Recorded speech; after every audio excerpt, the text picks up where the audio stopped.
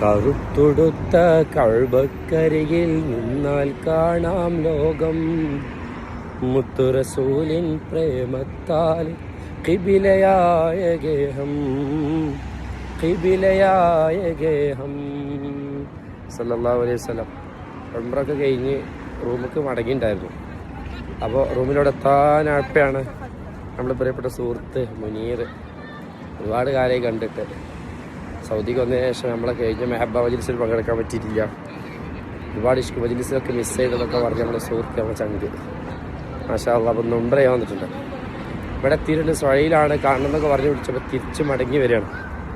അപ്പോൾ ഓനെ കാണാൻ വേണ്ടി ഇറങ്ങിയതാണ്. നല്ല ചൂട് കാറ്റാണ്, അൽഹംദുലില്ലാ. നല്ല ചൂടാറ്റാണ്.